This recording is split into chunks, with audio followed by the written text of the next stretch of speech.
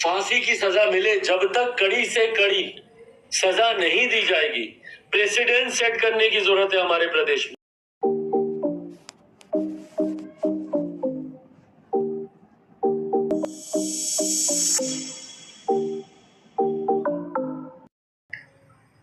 Speedy trial हो और आरोपियों को फांसी की सजा मिले जब तक कड़ी से कड़ी सजा नहीं दी जाएगी, प्रेसिडेंट सेट करने की जरूरत है हमारे प्रदेश में।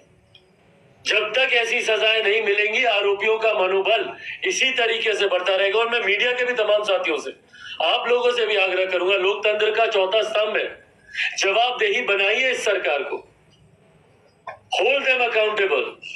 जाइए डीजीपी के साथ, जवाब मांगिए उनसे। भाई क्यों नहीं जवाब देंगे वो? क्यों नहीं आते हैं ये लोग?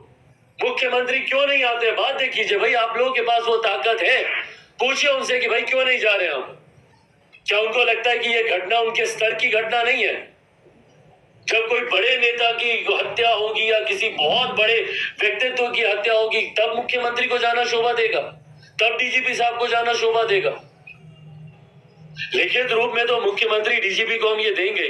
मैं केंद्र सरकार, केंद्रीय गृह मंत्री जी के भी संज्ञान में ये विषय दूंगा और मैं चाहूंगा कि केंद्र सरकार भी स्वतः इस विषय का संज्ञान ले और अपने स्तर से जितनी तत्परता से इसकी जांच हो सकती है, जांच कराने का वो लोग भी प्रयास करें। पर पुनः आपके माध्यम से ये मांग बिहार सरकार से करूंगा कि अब समय है, अब अगर अब भी नहीं जागे तो बिहार छन्नी छन्नी हो गया। भाई बिहार का कोई क्षेत्र शायद ही आज की तारीख में ऐसा बचा है जो लहूलुहान ना हुआ। कितने और बिहारियों की हत्या का इंतजार करेंगे मुख्यमंत्री? और अगर इसको आरोपियों को संरक्षण देना नहीं है तो और क्या भाई?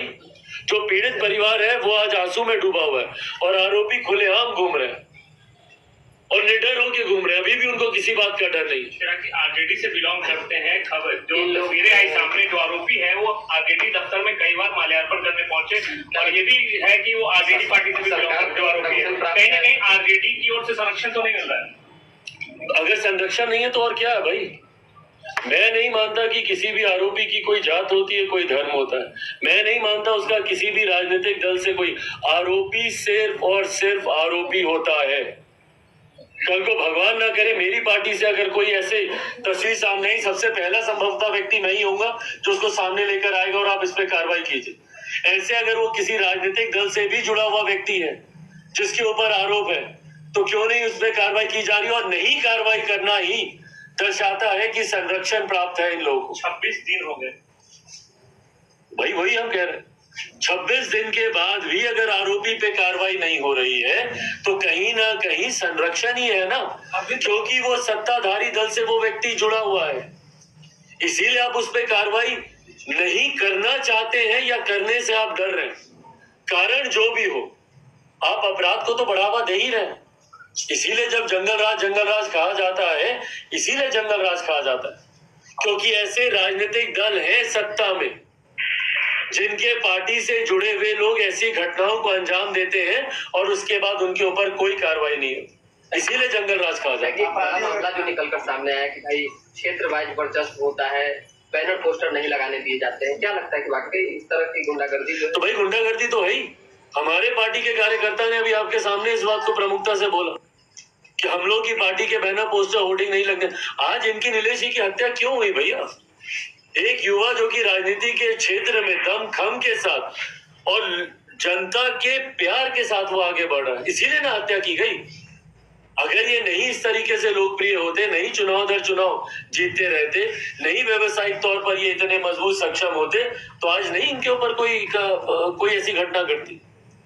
पर जिसका वर्चस्व बढ़ेगा, स्थानीय ऐसे असामाजिक तत्व के लोग हैं जो अपने घटते वर्चस्व को बर्दाश्त नहीं कर पाते। आज भैया लोजपा का बैनर पोस्टर यहाँ पे क्यों नहीं लगेगा? क्यों? ताकि दूसरी पार्टी का वर्चस्व ना आ जाए। ये तो राजनीति है ही, पर इस विषय को मैं राजनीति में नहीं उलझाना चाहता। शुद्ध उस व्यक्ति को एक अपराधी के तौर पर देखा जाए, ना किसी राजनीतिक दल के पार्टी के पदाधिकारी के तौर पर, ना किसी पार्टी से जुड़े होने के नाम, क्योंकि जैसे ही आप देखने लगेंगे उसको संरक्षण मिलने लगेगा। और इस दृष्टि से देखा जाता है, इसीलिए अभी तक अधिकांश अपराधी खुलेआम घूमते हैं।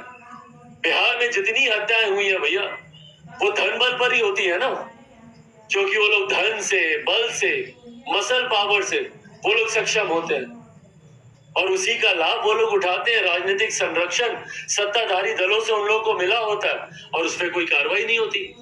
क्यों अभी तक स्थानीय प्रशासन के लोग क्यों नहीं बोलते भैया? क्यों इनके परिवार को बार बार बोला जा रहा है बस 2 दिन और 3 दिन और 1 हफ्ता और, करते करते करते आज आप 4 हफ्ते बीतने को आ गए और अभी तक कार्रवाई नहीं हो रही है।